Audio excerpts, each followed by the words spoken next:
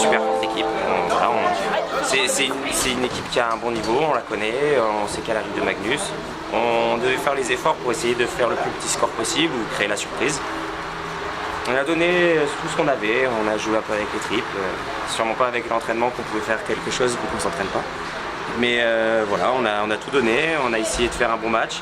Après, il faut dire que voilà, ça reste quand même une très belle équipe, ils savent jouer, ils sont en position, ils sont bons.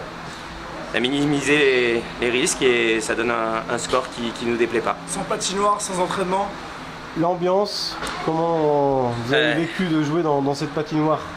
C'est incroyable. C'est vraiment, c'était vraiment incroyable. Grandiose, du grand grandiose. J'ai pas les mots. On a joué dans plusieurs patinoires, étant plus jeune, on a vu des beaux publics, mais là, clairement, je pense que c'est une des meilleures ambiances qu'on ait vues de notre vie. Se faire acclamer par 2800 spectateurs, ça fait quelque chose quand même. Franchement, ça fait quelque chose, c'est assez incroyable. Bon, est-ce que la saison est réussie pour vous, le fait d'être dans le Final Four? Ouais. Ce qui est réussi, c'est d'avoir été jusqu'au bout. C'est ça. En n'ayant jamais rien lâché, avec des entraînements à 1 heure par semaine, très tard le soir, avec des joueurs qui viennent de Toulon, qui s'entraînent par passion, pour l'amour d'un club, avec les tripes. Et c'est ça qu'on peut retenir ce soir.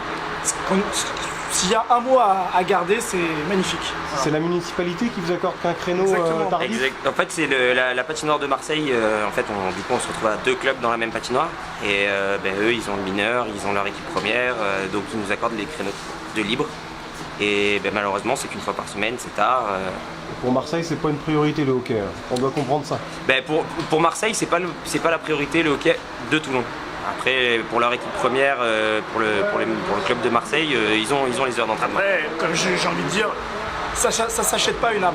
Voilà, une âme, c'est on l'a ou on l'a pas, quoi. On a beau avoir de l'argent, si on n'a pas de cœur et pas de trip, on n'arrive à rien. Et ça vaut dans la vie. Hein.